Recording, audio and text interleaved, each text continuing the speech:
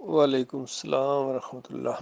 دیکھیے، جب یہ بریلوی اور دیوبندی اور اہل حدیث بھی نبی علیہ السلام کے خواب میں آنے کا ذکر کرتے تھے، حتیٰ کہ اشاعت و توحید و سنت والے بھی علام اللہ تک نے کہہ دیا کہ ابراہیم علیہ السلام میری خواب میں آئے اور کہا کہ بیٹے توحید کا کام کر رہے ہو، بس جاری رکھو۔ تو اس انداز سے ہم ان کو کیا جواب دیا کرتے تھے کہ یہ عقیدہ مشرکانہ عقیدہ ہے، خواب میں کوئی آیا نہیں کرتا ہے، یہ خواب دیکھنے والے کے اپنے خیالات ہوتے ہیں، یہ بات ہے۔ تو جس طرح نبی صلی اللہ علیہ وآلہ وسلم نے خواب دیکھا کہ ایک دودھ کا بڑا پیالہ لایا گیا اور خوب سیر ہو کے آپ نے پیا، حتیٰ کہ ناخنوں سے اس کی تازگی محسوس ہونے لگی۔ پھر نبی علیہ السلام کہتے ہیں کہ وہ باقی جو دودھ بچ گیا میں نے عمر بن خطاب کو دیا اور انہوں نے بھی خوب سیر ہو کے پیا۔ اب دیکھیے، خواب میں تو دودھ پیا، اب صحابہ پوچھ رہے ہیں یا رسول اللہ، اس سے آپ کیا مراد لیتے ہیں؟ اس کی یعنی تعبیر کیا ہے، اس کا کیا مطلب ہے؟ کسی نے سوچا بھی نہیں کہ اس سے مراد یہ ہے کہ آج کہیں سے دودھ کا پیالہ آئے گا اور پھر وہ نبی علیہ السلام پیئیں گے اور باقی جو بچے گا وہ عمر رضی اللہ عنہ کو دے دیں گے، اور جب کبھی یہ واقعہ پیش ہو جائے گا اس دن سمجھیں کہ خواب سچا ہو گیا جی۔ وہ یہ سوچ بھی نہیں سکتے اس چیز کا، اتنا تو فہم انسان میں ہونا چاہیے ان باتوں کو سمجھنے کے لیے۔ تو انہوں نے صاف سوال کر دیا کہ یا رسول اللہ، اس سے کیا مراد لیتے ہیں آپ؟ تو فرمایا دین، علم، یعنی اللہ نے جو دین کی بارش کی ہے نبی علیہ السلام کے اوپر، نبی علیہ السلام خوب اس سے سیر ہوئے اور خوب علم حاصل کیا اللہ تعالیٰ کی اس وحی کے ذریعے، اور پھر اس سے آگے عمر بن خطاب رضی اللہ تعالیٰ نے خوب علم حاصل کیا، اس سے مراد علم ہے۔ بتائیے، اگر یہ دو تعبیریں سامنے رکھی جائیں، کسی کو کہا جائے بھائی ایک تو یہ تعبیر کہ علم جس طرح نبی علیہ السلام نے بتایا، اور دوسرا اگر یہ کہا جائے اصلی دودھ کا پیالہ آیا اور نبی علیہ السلام نے وہ پی کے باقی عمر رضی اللہ عنہ کو دے دیا، ان دونوں میں سے کون سی تعبیر عمر رضی اللہ عنہ کو اچھی لگے گی؟ تو وہ علم والے کہیں گے علم۔ تو نہ دودھ کا پیالہ اس طریقے سے آیا، نہ عمر رضی اللہ عنہ نے اس طرح پیا، تو کیا خواب کی تعبیر سچی ہوئی یا نہیں ہوئی؟ سچی اس طرح ہوئی کہ عمر رضی اللہ تعالیٰ نے علم حاصل کیا نبی علیہ السلام سے، اور بالکل یہ چیز ثابت بھی ہو گئی کتنا زیادہ علم سے نوازے گئے تھے۔ اسی طرح ہم بریلوی والے حدیثوں کو یہ کہا کرتے تھے کہ نبی علیہ السلام خواب میں نہیں آتے ہیں، یہ تمہارے خیالات ہوتے ہیں، اور کوئی کسی کی خواب میں آیا نہیں کرتا۔ اسی طریقے سے یوسف علیہ السلام نے خواب دیکھا، یہ خواب کی بات ہے، کوئی اصلی نہیں آئے تھے۔ یہ پوچھنا کہ پھر مسجود کون تھا، پھر وہ سجدہ کس طرح کیا، یہ اگر اس طرح کی کوئی سوال کرتا ہے تو جہالت ہے اس بندے کی۔ بھائی خواب دیکھا اور خواب کا اظہار کیا انہوں نے اپنے والد صاحب سے، یعقوب علیہ السلام سے۔ خواب میں کیا منظر دیکھا، یہ منظر کوئی بیان نہیں کر سکتا ہے، یہ منظر کوئی بیان نہیں کر سکتا ہے، کیونکہ وہ تو یوسف علیہ السلام نے دیکھا، کس طریقے سے دیکھا، کیا دیکھا، اور یا اللہ تو ہر چیز کا جاننے والا ہے۔ اصل چیز ہے کہ اس بات کو جب یوسف علیہ السلام نے بیان کیا اپنے والد صاحب سے، تو انہوں نے اس سے کیا مراد لی، کیا اسے سمجھا، اور وہ جو سمجھا وہ 6 نمبر آیت کے اندر انہوں نے بیان کر دیا کہ میرے بچے اس کا یہ مطلب ہے، تجھے اللہ منتخب کرے گا یعنی نبی بنائے گا، فہم و فراست عطا فرمائے گا یعنی باتوں کی تہہ تک پہنچنا۔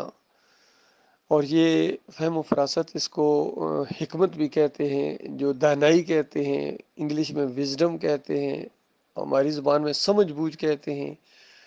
اور یہ آپ نے دیکھا ہوگا ہر بندے میں مختلف ہوتی ہے، کسی میں زیادہ کسی میں کم، اور انبیاء میں بہت زیادہ ہوتی ہے یہ، پھر انبیاء کے اندر بعض میں بعض کو اللہ نے فضیلت دی ہے۔ تو اس چیز کا ذکر کر رہے ہیں یعقوب علیہ السلام کہ تجھے بہت زیادہ دانائی اللہ تعالیٰ عطا فرمائے گا، اور پھر مثال دی کہ جس طرح ابراہیم علیہ السلام کے اوپر اور اسحاق علیہ السلام کے اوپر، پھر اپنا نام بھی لیا، یعنی اس خاندان کے اوپر جس طرح اللہ نے رحمت کی بارش کی ہے، تمہارے ذریعے بھی اللہ تعالیٰ گویا اس کی تکمیل کرے گا۔ اس انداز سے کتنی بڑی بشارت ہے باپ بیٹے کے لیے اور اس خاندان کے لیے، اللہ کے بندو، اس سے اوپر تو پھر خدائی ہے، وہ خدائی اللہ نہیں دیتا، یاد رکھیے، اور جس نے خدائی کا شوق کیا اس کی سزا جہنم ہے۔ تو یہ انسانوں میں بہت بڑے بڑے مرتبے اللہ تعالیٰ نے دیے ہیں، پیغمبری بذات خود ایک بہت بڑا مرتبہ ہے، پھر کتابیں نازل کرنا، پھر وحی کے ذریعے سے نوازنا، بات چیت کرنا اللہ تعالیٰ کا، لیکن وہ دیدار تک نہیں کراتا ہے دنیا میں۔ ہاں، قیامت کے دن دیدار مومن کریں گے اور اس کے بعد حسب حیثیت دیدار ہوگا، لیکن اللہ تعالیٰ دنیا میں یہ خدائی اور اولویت نہیں کسی کو دیتا ہے، نہ یہ ہمیشہ کبھی دے گا، نہ کسی فرشتے کو، نہ جن کو، نہ انسان کو۔ تو یہ وہاں بیان ہوا ہے سورہ یوسف کے اندر۔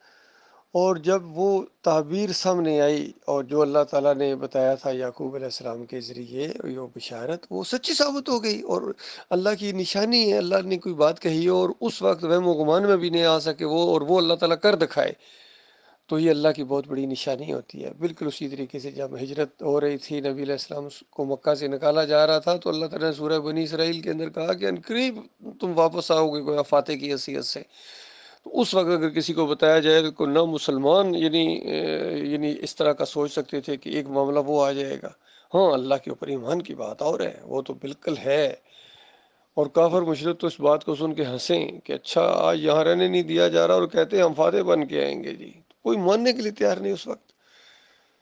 تو لیکن اللہ تعالیٰ نے کس طریقے سے اپنی قدرت سے وہ سب کچھ کر دکھایا، کیسا ماحول بنا، کس طرح مدینے والوں نے ساتھ دیا، کس طرح آگے یہ دعوت بڑھی، اور پھر وہی کچھ ہو گیا جو اللہ نے دکھایا تھا۔ اور نبی علیہ السلام جب فاتح کی حیثیت سے مکے میں داخل ہو رہے تھے اور وہی دعائیں پڑھ رہے تھے کہ اللہ تعالیٰ نے اپنا وعدہ سچا کر دکھایا اور لشکروں کو اکیلے مار بگایا، اور اس طرح جھکے جا رہے تھے گویا سجدے کے اندر۔